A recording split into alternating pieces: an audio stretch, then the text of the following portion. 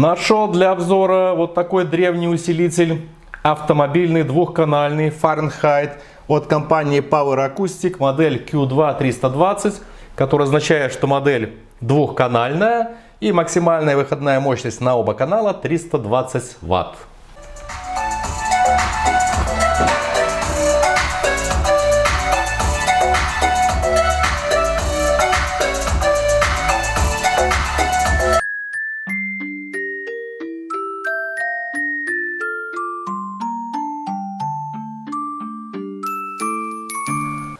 Усилитель обеспечивает высокоэффективное звукоусиление любого контента, подключаемого к этому усилителю.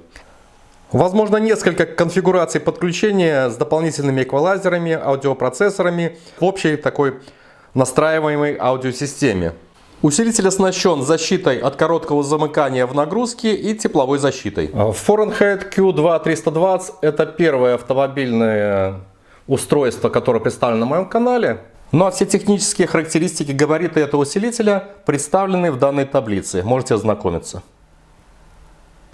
Усилитель выполнен в корпусе из листового металла. Верхняя грань выполнена из прозрачного сиреневого пластика, на которой закреплена с помощью 4 винтов вот такая толстенькая пластина, которая выполняет чисто декоративную роль. Для установки усилителя в автомобиле в элементах радиатора имеются позиции для крепления винтов. Усилитель достаточно старый, уже проступает даже ржавчина. Использовался последний раз лет 10 назад. На задней стороне размещены все клеммы. Это для подключения акустики. Не смотрите, что здесь 2 канала. Возможно использовать и 4 динамика. И 3 клеммы для подключения питания. Земля, ремонт и плюс 12 вольт. Для использования усилителя разъемы ремонт и плюс 12 вольт закорачиваем. И здесь также имеется предохранитель или ставка плавкая. Вот такой вот. Для вывода звука потребуется акустика с сопротивлением от 2 до 8 Ом. Это очень важно. В моем случае это трехполосный динамик Pioneer. С сопротивлением 4 Ом, модель TS-A 2011, максимальная мощность 350 Вт. Усилитель оснащен 2 типами входов. Это высокоуровневый вход и низкоуровневый вход. Это 2 канала. Есть вот такой вот разъемчик 6-контактный, 6-пиновый.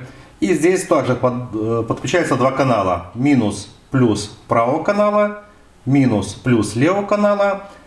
Верхний, этот средний, не используется. А здесь сигнальная земля, нижний средний. И здесь также расположены 2 светодиода, зеленый и красный. Зеленый при подаче питания загорается, красный это перегрузка.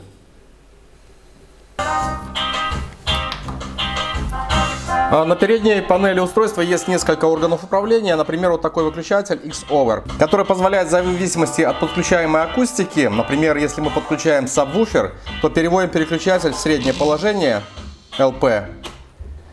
И на акустику выводится только низкочастотный спектр сигнала. С помощью вот этого регулятора кроссовера LPF можно отрегулировать частоту пропускания от 40 до 300 Гц. То есть добавляем несколько средних частот еще, слышим музыкальные инструменты. Или обрезаем их. Или весь диапазон переключаем в положение FR.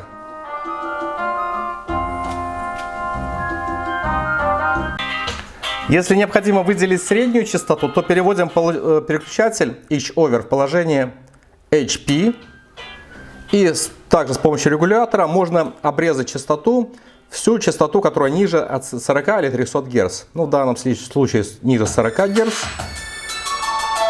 или ниже 300 Гц.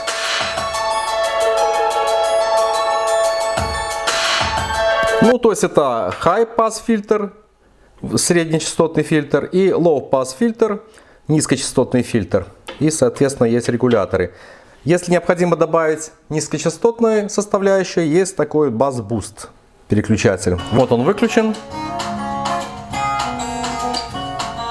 Включаю.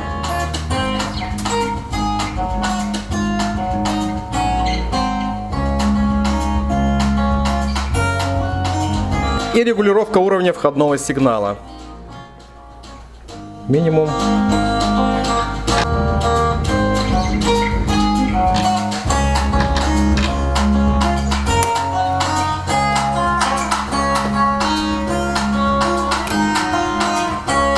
В данном усилителе возможно несколько вариантов подключения акустических систем.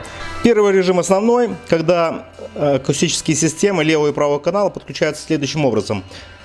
Плюсовой правый, минусовой правый, минусовой левый, плюсовой левый. При этом сопротивление акустических динамиков должно быть от 2 до 4 Ом каждый. Для подключения сабвуфера, понятно, что в монорежиме, необходимо, чтобы его сопротивление было 4 Ома. В моем случае это Alphard XE 150 Вт. Ну, понятным делом, что вы сначала устанавливаете на передней панели необходимое положение переключателей для вывода только низкочастотного сигнала, регулируете частоту кроссовера, и подключение осуществляется следующим образом. Минусовой правый это идет на минус динамика, и плюсовой левый идет на плюс динамика, в данном случае сабвуфера.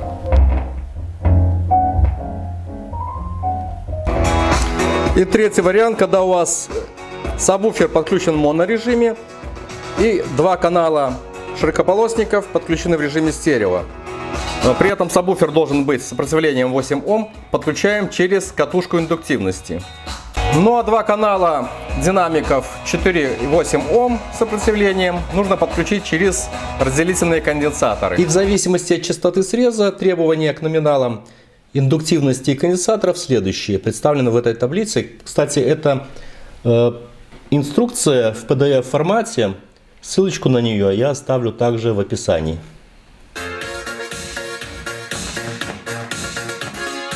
Перегрузка в блоке питания, никто не хватает даже.